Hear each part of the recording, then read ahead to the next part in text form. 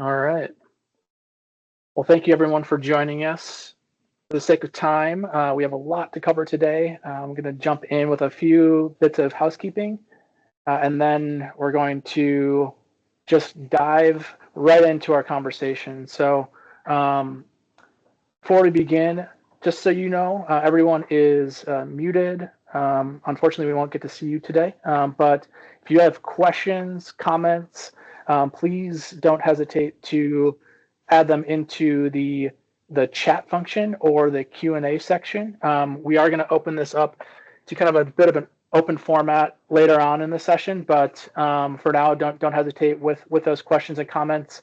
We are recording today's session, so anyone who was registered for today's webinar will receive that recording as a follow-up, along with details on how to learn more about the various different conversations that we're going to have here today. So with that, I'm actually going to kick it over to our founder and CEO, Sam Brownell, for a little bit of a welcome. Sam. Thank you, Ben. Yeah, good afternoon, good morning, depending on where you guys are located. But yeah, welcome to this important session. I'm Sam Brownell. I'm the founder and CEO of C Collaborate. We are a data and analytics QSO that provides technology and subject matter expertise to help credit unions expand their reach, strengthen their performance, achieve greater impact, and also has some data analytics to support advocacy. But as we navigate and prepare for 2026, we believe that advocacy will continue to be as crucial as ever. Honestly, I probably feel like it's more important than ever, and that our collective voice can ensure the long-term sustainability of the credit union movement. I think sometimes during uncertain times, especially with the setbacks or at least I'll say, yeah, setbacks and uncertainty that we've experienced across some different programs like the CDFI fund. It's really important that we come together and advocate for better policies for our members. And so, yeah, I'm really glad that everyone's attending and that this is happening. As a result of your participation in today's session, we hope that you'll walk away with insights and action items to prepare your credit union for what's ahead and can be as effective in thinking about advocacy as possible. So, yeah, thanks everybody for joining. I'm excited to see what everyone on the panel has to say too. But without further ado, back to you, Ben. Fantastic. Well, thank you, Sam. And yeah, as Sam mentioned, welcome. My name is Ben Herring. I'm the Director of Partnerships with CU Collaborates. You are on a virtual town hall session. This is the critical issues facing credit unions ahead of the 2026 midterm elections. And as you can see, we have a wealth of experience here with us today. As we approach kind of another pivotal election cycle, I feel like we say that every single time. But today's session will focus on kind of like three key areas. So we're going to look back a little bit at the year that we've been having. We're going to look forward at top legislative and regulatory issues for credit unions as we look at 2026. Then we're going to focus a little bit around advocacy priorities for credit unions and organizations that are connected to credit unions. And then discuss a little bit about effective strategies for engagement on both the federal level, but also a little bit on the state level. So with that, as I mentioned, we're joined here with a number of distinguished panelists, leaders across the country, and would love for them to share a little bit about themselves. And clearly you'll hear their perspectives as we discussed, kind of like what's ahead, how do we position the credit union movement for success, and so on. So with that, I'm going to allow them to introduce themselves. I'll tee you each up for your introduction, but you have so much experience that I'd like you to kind of parse it down into what's most relevant for our group here today. So with that, I'm going to kick it over to Greg Misak, who's the Senior Vice President for Advocacy at America's Credit Unions. Hi, Greg. Hello, thanks for having me. Like you said, Greg Misak, I'm the Senior Vice President for Advocacy at America's Credit Unions. My job is to oversee our interactions with federal policymakers.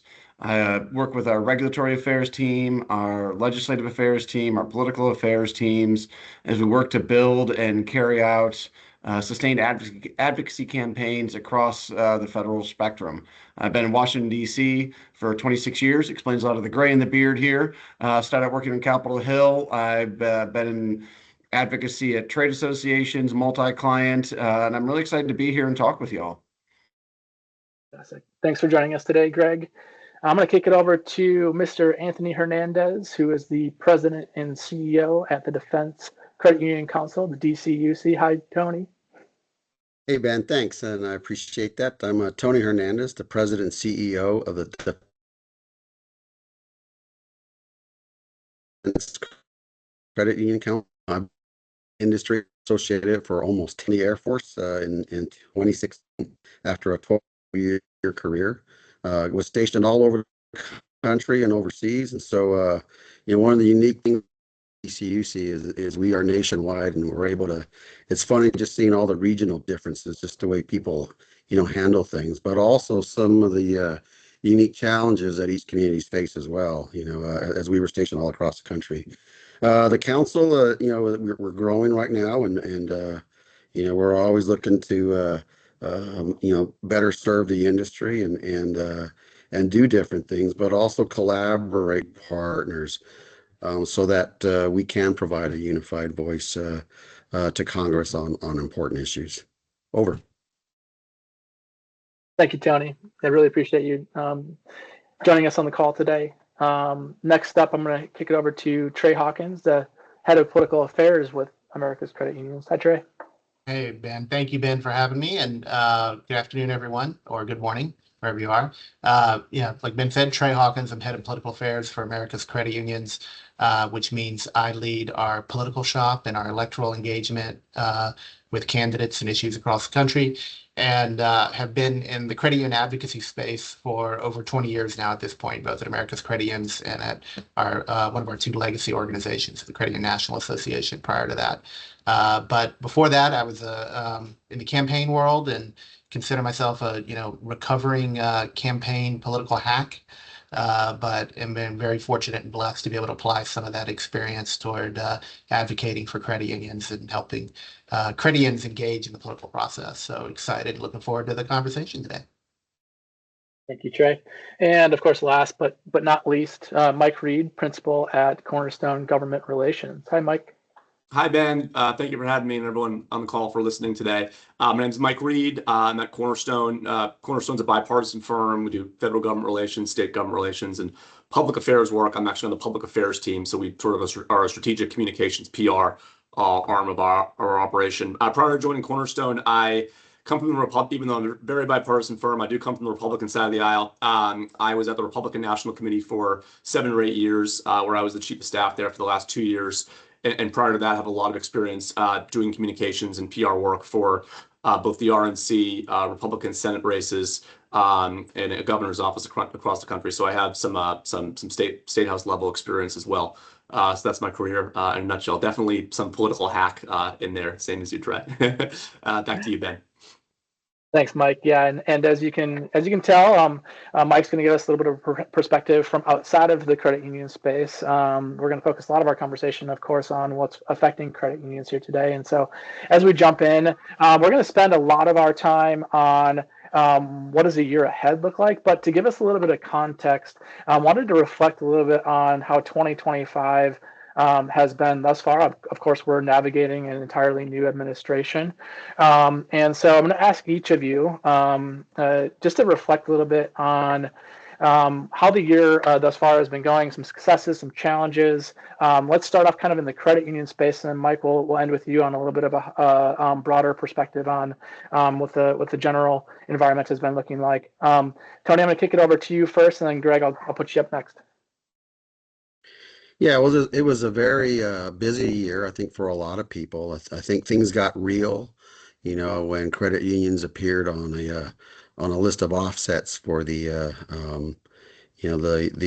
restoration of the Trump tax cuts and Jobs Act, and that's always scary. And I can tell you from my experience in the military, anytime your base showed up on a BRAC list, that was never a good thing. So, that was kind of concerning. And then a Ways and Means Committee meeting where I think the House Ways and Means Committee members spent about an hour talking about how and why a Congress should tax credit unions, and that was another shot across the bow.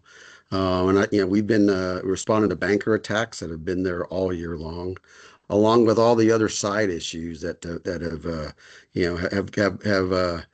emboldened banks, but I think also gave us an opportunity to say why. When you talk about stadium naming rights, credit or banks selling to credit unions, all those little side issues that had a small impact, but it took some conversations with Congress to overcome those speed bumps, and victory was declared when the One Big Beautiful Bill passed. And I'm not getting political on it. The best thing about that was that there was no credit union taxation in it, and I think that's what we all can celebrate.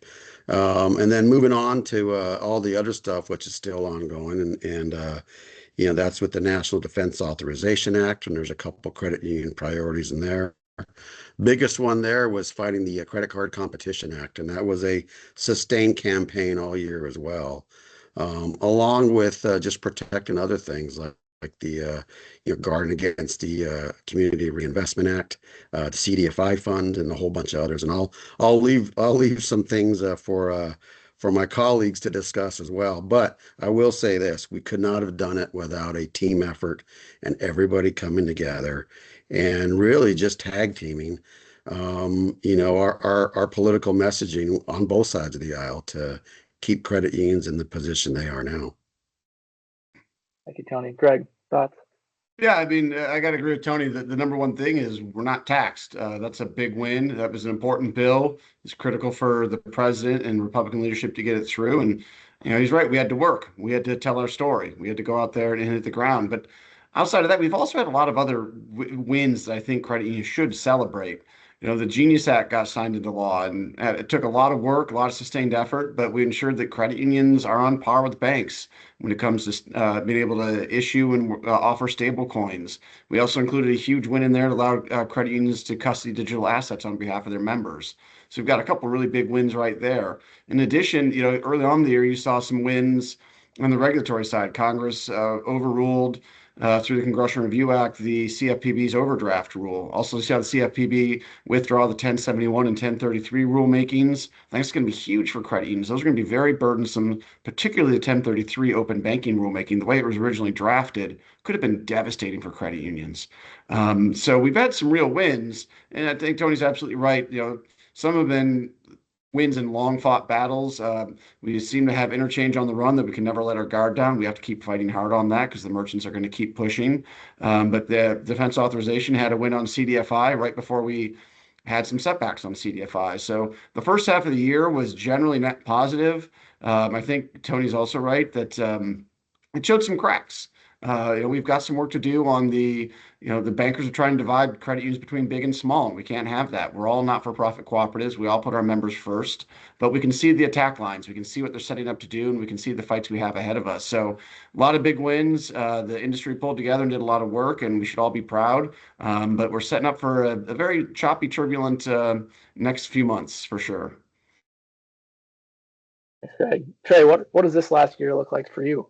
Yeah, I don't have too much more to add in terms of the issues, but I do want to especially just call out the really big win, which both Greg and Tony mentioned, on our tax status, and just like step back and paint a picture. And I'm sure Mike can weigh in here too as well, as to what a massive piece of legislation that is. everyone, as we say in DC in town, but everyone across the country had a stake in it. And the ability for our credit union system and movement and industry and states and across the country to pull together and kind of share that story and stay out of the crosshairs in that was just, an incredible, victory for all of us.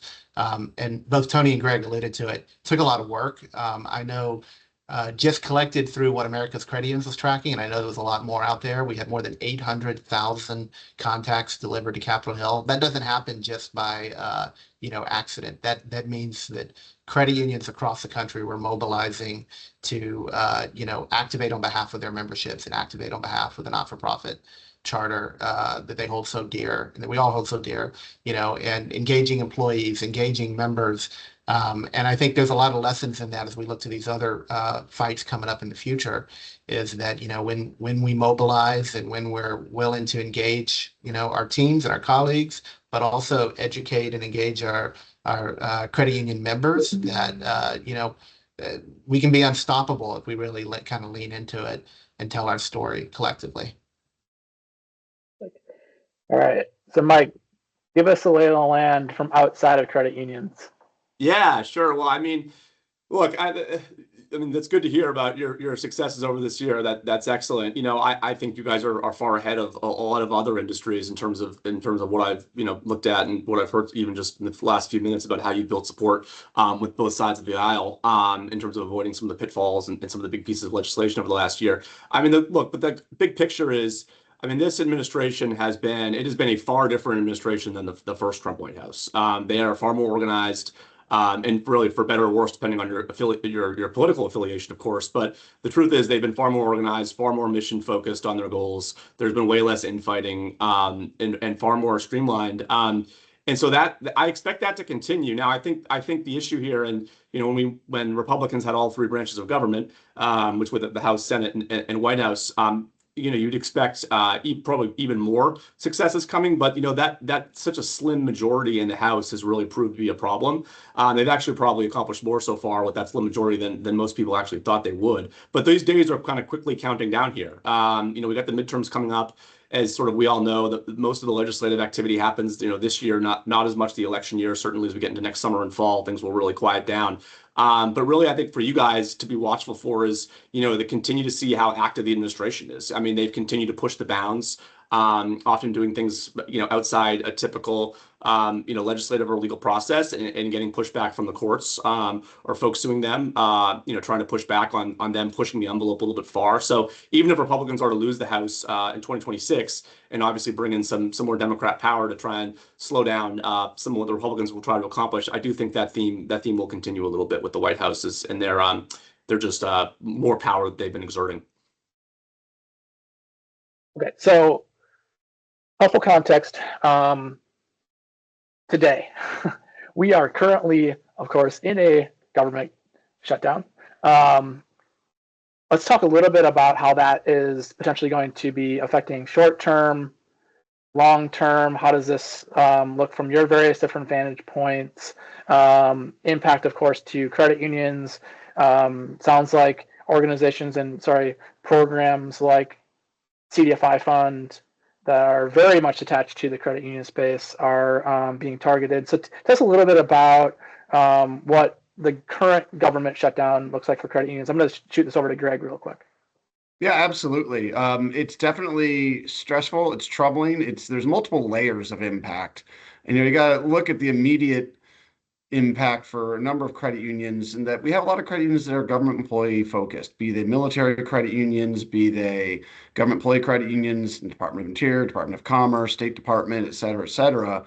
And so a lot of them are going to be having members who aren't getting a paycheck. And that's huge. That's a massive thing. Now, credit unions, to their credit, are trying to step up. They're trying to provide either, paycheck advance loans, 0% loans, but those are costly. We talking to credit unions, it can really hit your balance sheet every time you have to cover a pay period. Strain's only going to grow and grow, but they want to be there. And then for a lot of government employees, credit unions, keeping the buildings your branch is located and even open. For those that go to branches.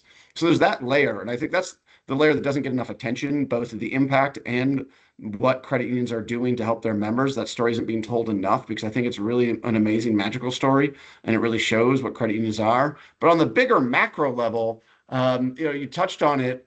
The MCUA is independent, so it can keep operating, but so much else is not. So much else is appropriated and being shut down. So services that credit unions rely on, things at Treasury Department, things at FinCEN, which is appropriated, other agencies that are appropriated, they're not going to be there. So questions used to get, data used to receive, information used to receive is not going to be there. Phones won't be answered. So that's a huge impact. And finally, you talked about different programs that credit unions rely on that are appropriated, CDFI fund being the most notable. We have been fighting all year.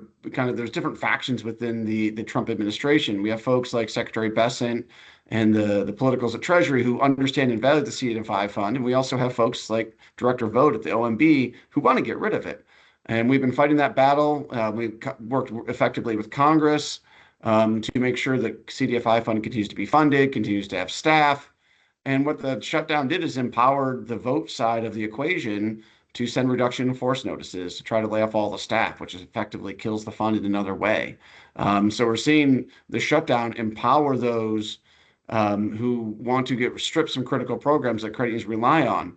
Now, we've been working hard, working with Inclusive, working with our league partners to really push back. And I think we still have a chance to undo this harm. Just today, you're seeing a letter go out with 103 Republican lawmakers to the Treasury and OMB saying, hands off the CDFI fund. It's important. That took a lot of work. It took grassroots efforts on our members' parts. It took our league partners. It took Inclusive. It took the trades to lean in. So I think we can undo some of the damage, but the longer this shutdown drags on, the more opportunities folks like Director Vogt have to find programs they don't like and use the shutdown as a tool to get rid of them when they otherwise not be able to. So I think that's what we're looking at, is that tiers of impact on credit union members, impact on the agencies we rely on, and then impact on the programs that are funded that we rely on that help us do our job of credit unions serving communities. I'm going to bounce over to Mike really quick, just for an outsider's perspective, and I'm going to come back to credit unions on this topic.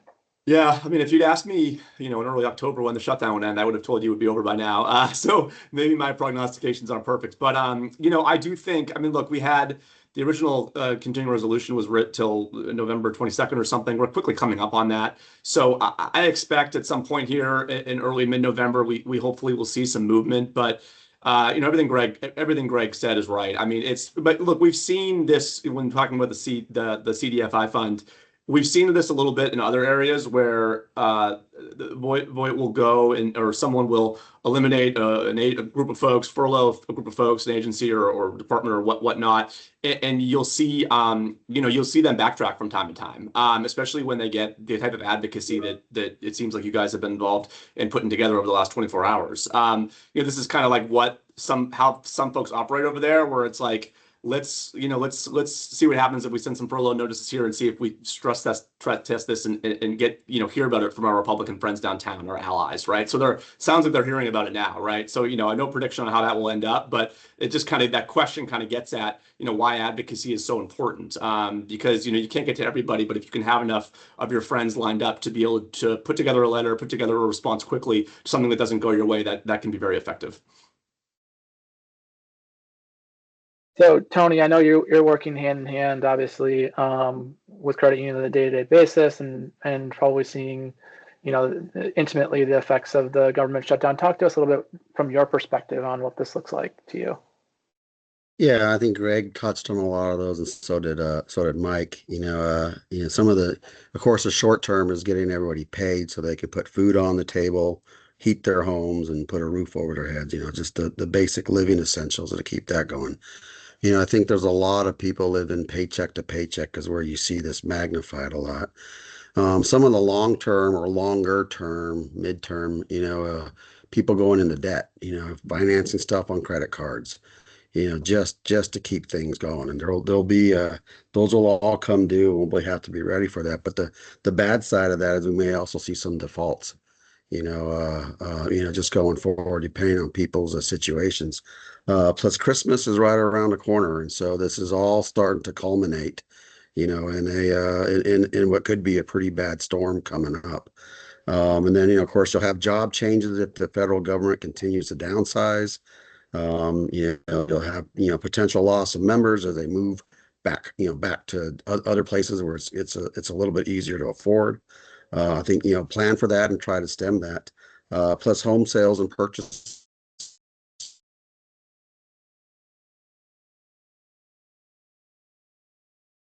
Tony, we're losing you a little bit. Got a little bit of breakup on here.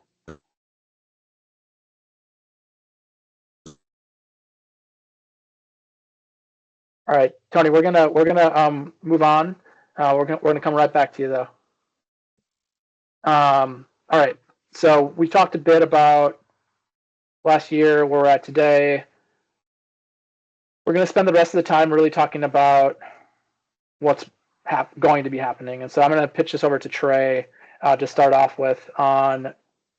Let's look ahead a little bit here. 2026 midterm elections. What do you see are the most significant legislative or regulatory developments that could impact credit unions? An additional component to that, are there issues currently being discussed in Congress or at federal agencies that credit unions should really be most vigilant about? So tell us a little bit more about that, Trey. Thanks. Oh, and I got you muted right now. There we go. Yeah, I was just saying, obviously beyond the current concerns around CDFI, but continuing a lot of the same issues that have been hit upon. Continuing to kind of play defense and make sure that the the Credit Card Competition Act, the so-called Durbin-Marshall, legislation doesn't pop up anywhere. But I think from a macro standpoint, I mean, what you're going to see is the calendar turns is. It's an axiom here in Washington that, the closer you get to the election, the less that actually gets done. And you layer that on top that, as we've talked about, we're in a shutdown now where nothing's getting done. Even the government's not, the most basic things, the government's not getting funded. So I think the closer you get to the election, we're, just a few short months away. People don't realize it, but, the first congressional primaries, the midterms, kick off the first week in March, which means with early voting, people are, 3 or 4 months or less away from, the first ballots being cast, for the next election. And I think that kind of political landscape and the turmoil around that, and with the Senate and the House so evenly divided, we can. I'm sure we'll talk a little more. I think most people think that the House is where the real fight is going to be in the next year. But certainly as these elections start to heat up, as we get into primary season, I think you'll probably see the legislative calendar kind of slow down even more than it already is.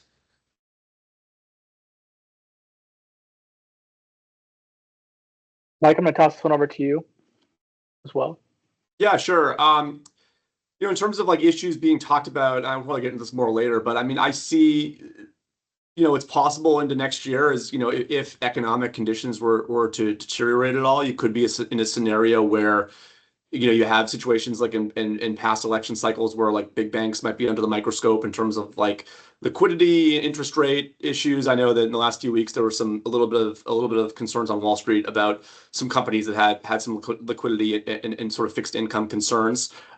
So being prepared for those issues to hit and hit hard, and as I'm sure you guys have done, being prepared to differentiate yourself, if needed, from the big banks, and talk about your strengths, about how credit unions are better prepared and in a better position to assist local in those situations when you may have these sort of market shaking events. That can really, all of a sudden turn an election on its head and sort of bring a ton of media attention on an issue. So, I mean, I know you all would be prepared for that, but just be cognizant of the fact that, we don't know what the economy will look like next summer, but it certainly is a possibility that it could deteriorate from now and have some issues on the liquidity side that could bring, credit unions very much into the conversation. So, Mike, I'm just going to stay with you, just kind of a follow-up question around the 2026 campaign conversation. Thoughts on how you think financial sector issues are going to show up or not show up Yeah, I mean, I think in that way, I mean, look, I mean, I think candidates are always talking about inflation and the cost of living. Those are 100% going to be topics of conversation next summer. But how exactly those are talked about, and more granularly than that, what industry and issues are really under the microscope sort of remains to be seen. So I would just be, look, I mean, I would just be prepared to have those conversations and talk about the differentiating factors in your guys' industry. I just feel like there's, I don't want to like bring back, 2008. Hopefully, it's, issues like that will never happen again. But you've always got to be prepared for that possibility of sort of failures and trauma on Wall Street that would affect you guys. And you're in a situation where you've got a lot of candidates across the countries, a lot of which haven't run for office before, don't know what a credit union is. I don't know how to differentiate it between a big bank. And so we're being able to really quickly sort of step up and prepare in a situation where maybe you've built strong allies that are in safe seats and that aren't making the most noise on the campaign trail next summer. But preparing to have some new voices involved and preparing to activate your allies to make sure your message is out there will be really, really important. Greg, I'm going to toss this to you, and then Tony, I'm going to tee you up with the next set of questions here. So Greg, any follow up on any of that?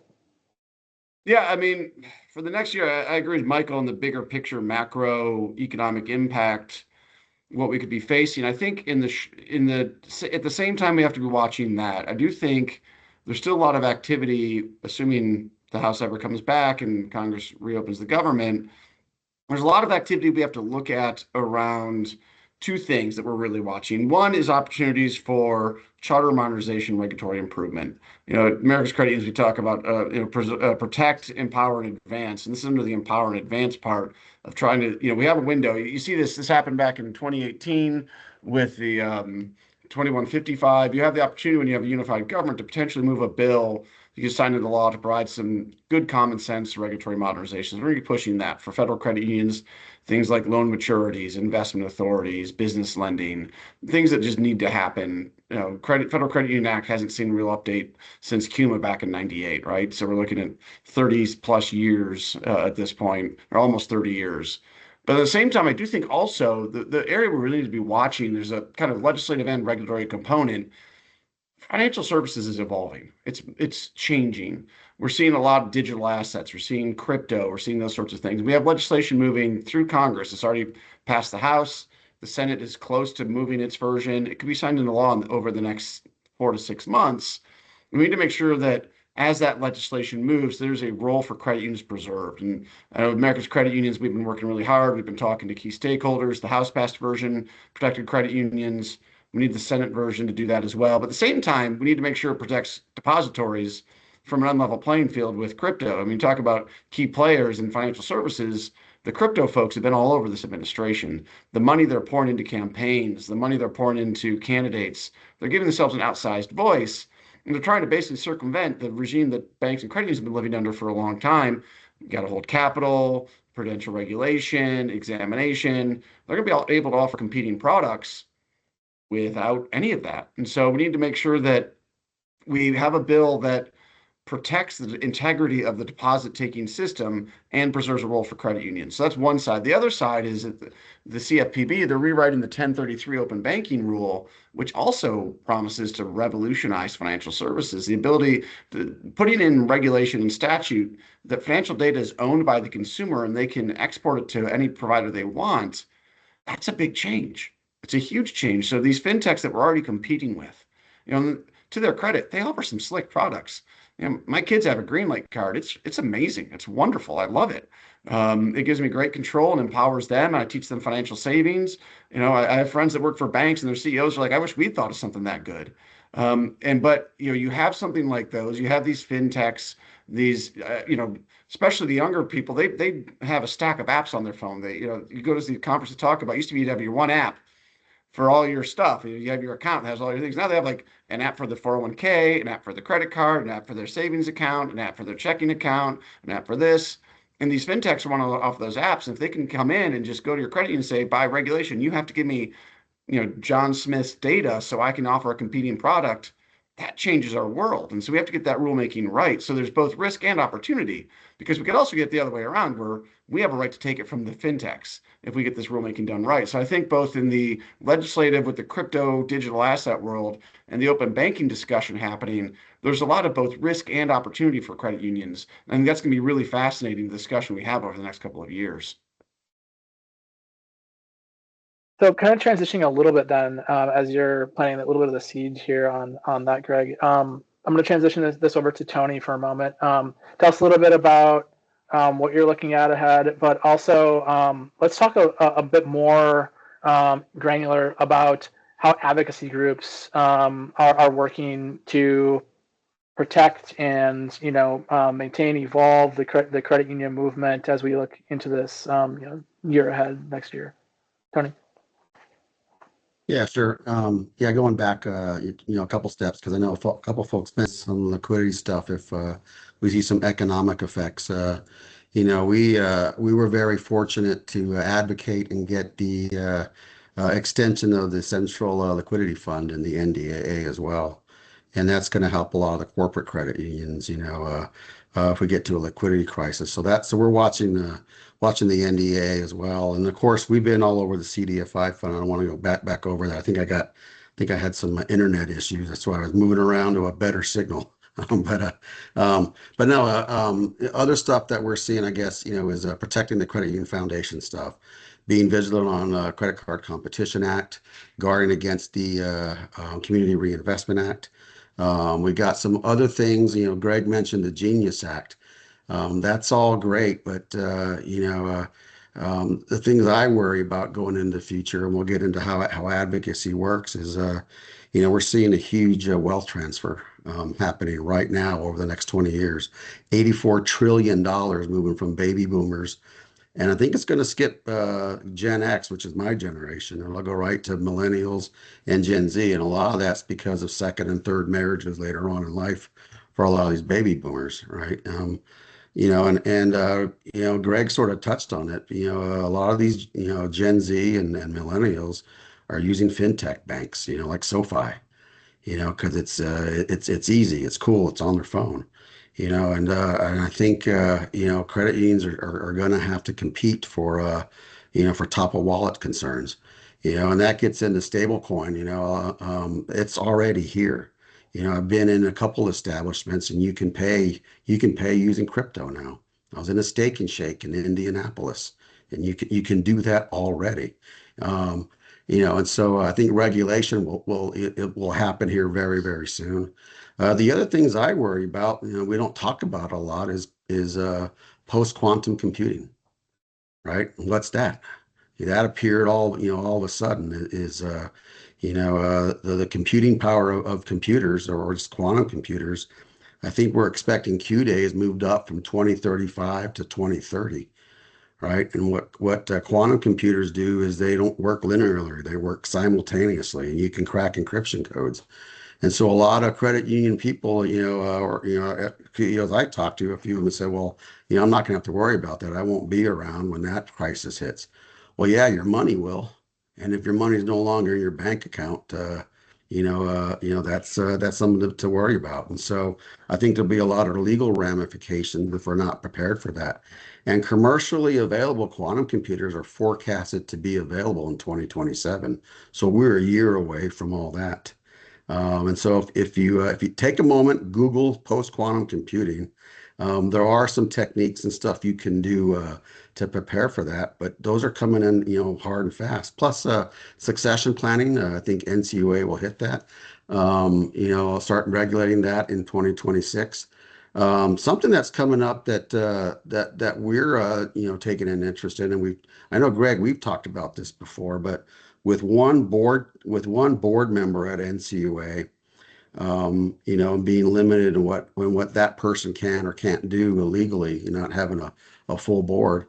The 18% interest rate cap goes back to 15% in March, unless there's a vote to raise it back up to 18 or even higher. And so while the board vacancies and the court cases are moving up to the Supreme Court, we still only have one NCUA board member. And so hopefully all that gets worked out, and then you got to go through the confirmation process to get 2 more board appointments. And so we're just going to see a lot of things starting to happen, within the industry as we move forward.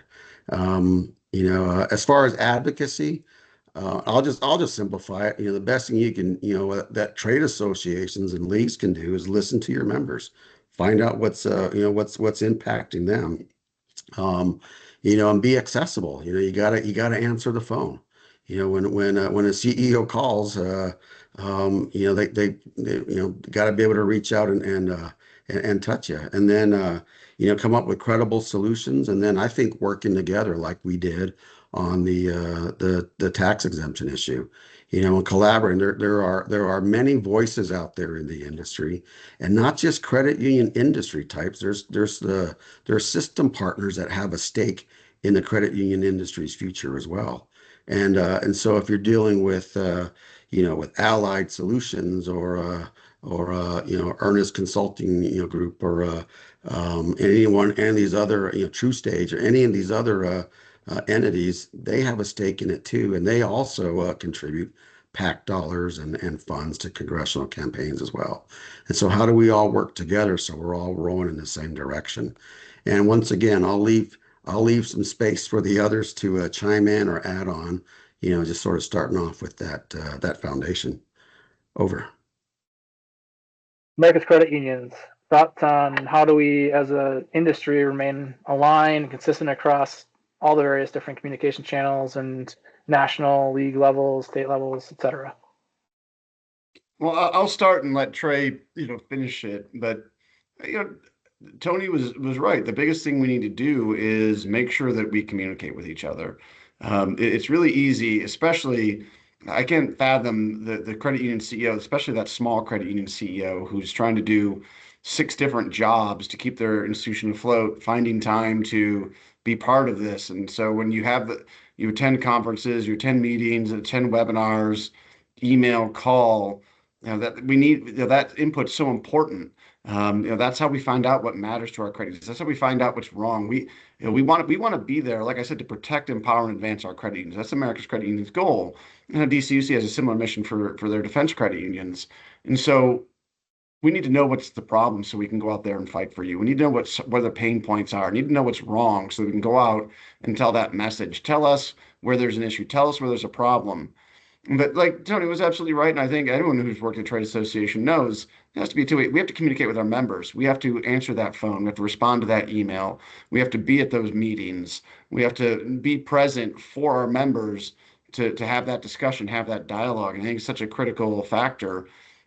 And I think also the other key part in advocacy, and it's the hardest part, is having those credit unions go and talk to their members of Congress and talk to their regulators. It's so critical.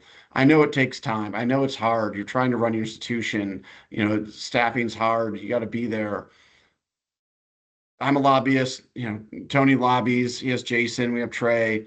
We go talk to these folks all the time. It just means more when it's actual practitioner. It means more when it's a credit union CEO. And that member of Congress knows you're taking time out of your day, even to go in the district, come to DC, wherever, to tell your story. Be present for them and tell them what the laws and regulations are doing to credit unions, especially the smaller ones, the ones who are doubly impacted. The regulations are tough, but when you're small, it's even harder. But it's not just members of Congress. Talk to your regulators. Get out there and talk to the NCUA, the CFPB when they have town halls or listening sessions. I think all that again, it's one word, communication, but in that word, there's a lot. There's a whole lot there. And participate in our trade associations, join our committees, participate in the different things we have. So Trey, anything else to add in that? You've been in the credit union world longer than most of us. Yeah, no, I'll just add on to that. Greg's absolutely right about showing up, and it's sort of our role at the association level to kind of provide the context and the bumpers for how and when you show up. But we can't do it alone. We need your engagement from the credit union thing perspective. One of my favorite facts that I think we totally take for granted. I'm going to throw this number out. Everyone in the credit union space has heard it. There's 144 million credit union members nationwide. that's an average of like 270,000 members per congressional district. I'm sure Mike can attest from working with other clients. We're the envy of, of industries that would like to walk into a congressional office and say, I'm here representing 270,000 of your constituents. But that only matters if we show up and we do it, if we bring those real stories, the data, the impact, just to put a bow on what, on Greg's earlier point. I often say, and speaking to credit union folks, I get paid to do this, but the lawmakers know that I get paid to do this. When you take time out of your day running a credit union and come in and say, hey, this is really important, either going to Washington or meeting with them in the district, because this is going to impact my community that you represent and my members that are your constituents, that's when you get the lawmakers' attention. And I think it's just absolutely critical that, we stay engaged and keep it up. I know it can get, this tax fight. We talked a lot about, grassroots fatigue and how to keep going to that. But the organizations and the industries and the movements that are constantly pounding the pavement and sharing their message with lawmakers and policymakers are the ones that are ultimately going to come out on top. Yeah, I always hate getting the question, are you a constituent? Well, no, but I represent, constituents. And again, to Greg's and Trey's point, and Mike, I'm sure you're going to say this here in a second, the credit union is the actual constituent. And so when we can get your signature on a form letter or a sample letter and set up that meeting, that's golden. That's our whole, that's our whole goal to try to make those opportunities available. I'm sorry, Mike. I know you probably got a lot to say about that as well, too. So I was going to tee you up, Mike, as we're I have a couple more questions here, and then we're going to open it up. We have a couple questions coming through the chat. But Mike, talk to us a little bit about strategies that have proven effective. You're doing this day in and day out. I know a lot of the rest of the folks are as well. Talk to us about strategies that have proven effective in influencing legislators and regulators on key issues. And then also, if you could talk a little bit about tactics, that might differ between like state and federal levels. Yeah.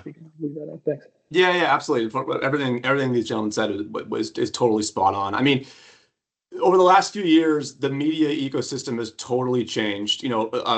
Congressmen, senators aren't reading or caring about the same media outlets they cared about. There's been this massive rise in online voices that are driving their own news and going around traditional media. But through all that, like the one tactic that still works is to like localize and humanize these issues. And especially for your industry that, thankfully for you guys, there's been this sort of populist streak in the Republican Party. You have a real opportunity here. Local still matters. And while local newspapers may be going away, the importance of the local small business, the local retired member of the military, local business owner on Main Street, being able to have access to credit that they wouldn't otherwise have access to from a big bank. And especially what's going on with regional banks around the country is just a critical story, and it's something that is going to play so importantly to both sides of the aisle. And then in terms of tactics, I'm in sort of getting at, I come from this from obviously a little bit of a PR perspective, but coming in, if you can't get someone there in person who's benefited from the loan or access to credit, having them record a video and have that be shared. You can no longer a lot of places now, it's hard to work through your local paper and kind of get advocacy that way. So just having sort of direct to camera, direct written down stories, obviously being there in person is tremendously important, and getting those to the folks in Washington, D.C. These are people that probably don't, and then this gets to the difference a little bit in local and federal is, I feel like a lot of industries, when you're talking with local legislators, they almost have a little bit more in-depth on the policy side about how it may affect their local community, but it may not, the folks you're talking to in DC may not have that.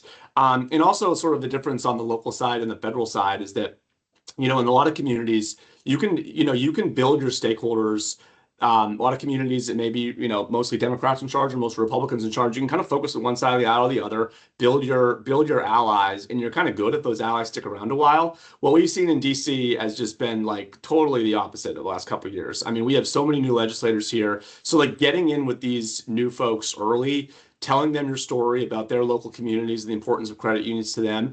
Like you can no longer rely on the ally you've had here for 20 years and that person may still be here, but there's so many new voices that you've got to keep working those new voices and getting in front of them and telling your story. And you've got to be ready for big political change. I mean, I look at a million industries, but like higher education comes to mind. I mean, this is an industry that had really good relationships with their local legislators. Obviously, they know the importance of private and public universities. But the White House, Trump won, and Republicans took over, and it's been very, very challenging for higher education over the last 8 months dealing with this administration. So, and obviously there's other issues there, but just pointing out that, don't take for granted, one party or the other in DC. Be prepared for change, work both sides of the aisle, work new members. And if you can't do it through the media, doing it in person and telling those personal stories is so, so important.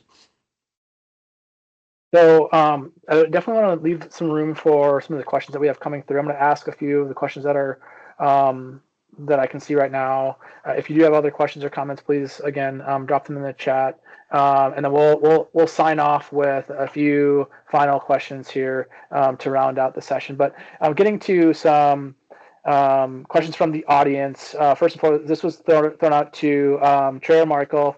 Trey, I'll start with you. What do you think, and I think this was with regard to some of the changes that we're foreseeing going on into the new year. What do you think will be the policy differences between Congress and the administration? CDFI is one example where congressional intent and administration intent do not align. Thoughts on that? Yeah, just that I agree with the premise. I mean, obviously, the interesting thing about CDFI, I think the administration is obviously looking to cut back on spending and federal employee headcount and shrink the size of government. But what's really, I think, positive and for us as an industry with CDFI in particular is that it's got such broad-based bipartisan support. So I think Greg may have alluded to it earlier. We've got over 100 Republican lawmakers that are signing a letter this week from the House and the Senate to the White House saying, hey, let's roll this back. And I think that speaks to everything we've just been talking about. It's because those lawmakers, not only do they see the real impact of what CDFI has on their constituents, but they're also hearing from credit unions in their districts about about that impact and how important the program is. And so I think it's a perfect example of where I think Mike said it a minute ago, local still matters, right? And this is one issue at the highest levels of government that, you're still seeing an impact from the advocacy because the local does matter. And that's why all those lawmakers are jumping on to back up CDFI as a program and to back up the credit union system's use of it. And Ben, if I could jump in, just to toss out a possible different way to look at it. I don't know. It might not be White House versus Congress. It might be old school traditional Republican versus MAGA Republican. And I think that President Trump has tried to put himself, he loves being in the middle and watching them fight it out, and then he loves to make a deal. But CDFI is an example. You got Russ Vought, who's the MAGA real conservative, and he just doesn't like any, even though he's been in DC for a long time, but he doesn't like the CDFI fund and all these big government money programs. You got some old school Republicans. I mean, Mike Crapo and Tom Cole signed that letter protecting CDFIs. Tom Cole's an old school Republican appropriator. And you've seen that play out in military spending. You're seeing it play out in a number of other programs in this debate over the, Obamacare premiums. You're seeing this play out time and again between, Michael referred to, we had a lot of new Republicans come in the past 6 to 8 years. And there's also some old guard around. And there's also those fractional lines between the few moderates left and the real conservatives. And so I think that might be the division you're seeing more than White House versus Congress. It's different parts of the Republican Party trying to sort this out and build a governing majority, which when you have a 4-seat majority in the House is really dang hard. Like that? Yeah, no, I mean, that's totally right. I mean, look, in terms of advice, I mean, that's right. I mean, find your allies, those sort of more allies that would be with you, that know about this fund or would be more naturally aligned with you exist. I mean, that's the whole thing, right? Is President Trump has built this sort of coalition that is sort of a new Republican Party that includes some of these aspects of the party that really weren't prominent when Mitt Romney and John McCain and George Bush were running for office. So if you're bumping up against one person who's trying to potentially do your industry harm and damage, go find other allies either in the administration or close to the administration who can advocate on your cause. Don't feel like all is lost just because, you maybe haven't won over, one cabinet head or one deputy secretary or whatever it may be. So, and that's absolutely right. I mean, Greg, you almost see President Trump making those comments from time to time. He sort of leans back and sort of likes to watch Vought maybe fight with sort of other members of the administration. He sort of sits back and watches it a little bit, but then he might weigh in. If he gets the right voices in his head, in his phone, in the office that advocate on your behalf. And there's obviously a local and you see this happening with the fight over the totally different industry, but the Obamacare tax credits right now, which are so tied up in the government funding. You're seeing a lot of Republicans come out and say, yeah, we support extending these, and that would have never been possible a few years ago. So the politics of the Republican Party have changed dramatically, and President Trump has forced those changes. So be creative in about how you approach that. We also have another question slash comment, but I think that it boils down to the importance of small credit unions, especially as we think about it as it pertains to our tax exemption status. It's certainly a conversation that is very much out there. Tony, I'm going to pitch this one over to you on the importance of the small credit union, especially as it pertains to things like tax exemption. Yeah, small credit unions are heart and soul of our industry. I mean, I realize a lot of them are facing some stiff headwinds, with consolidation and technological changes and stuff. But if we lose our small credit unions, then, we lose a huge part of why our industry exists. I know DCUC, we're taking a strong interest in that, setting up a small credit union advisory committee. In fact, we've reached out to several small credit unions already, working with former small credit union council members. It's also big on the DCUC board. We have a 7-person board made up of all CEOs, and 2 of them are from, credit unions less than $100 million. And in fact, our new chair is one of those 2. And so it's a big issue, and I think I believe that we've got to do more to find ways to streamline or help. The co-opetition, we talk about that a lot of times, but listening to those concerns and fighting for the small credit unions is going to be key to maintaining our tax exemption, all the other stuff that we're looking to do. And I applaud Doug Wadsworth for putting that topic, on the chat as well. And so if you have any questions about what we're doing, feel free to contact me, at DCUC. And, like I said, we're putting that together as well. It's not just military credit unions. We represent all credit unions because all credit unions have military and veterans in them. That's that's a short answer, a lot more detail. Again, contact me if you're interested in more. All right, so we have a couple minutes here. Thank you, Tony. I want to get thoughts on 2026. We're going to round this out with give us your prognostication on how you see the 2026 midterm elections landing. Who do you think will hold / win or win control of the House and Senate in 2026? Whoever wants to jump in. I'll go first and be real quick, and hopefully no one watches this recording in a year or 13 months. I think Republicans will hang on to the Senate. I mean, I think the way the map looks, Republicans are in good shape there. You'd have to see Democrats really run the table and in terms of winning all the Republican-held seats. Even Maine, which is one of the biggest toss-ups, feels like a little bit of an uphill battle for the Democrats. Susan Collins there is just such a good base of support.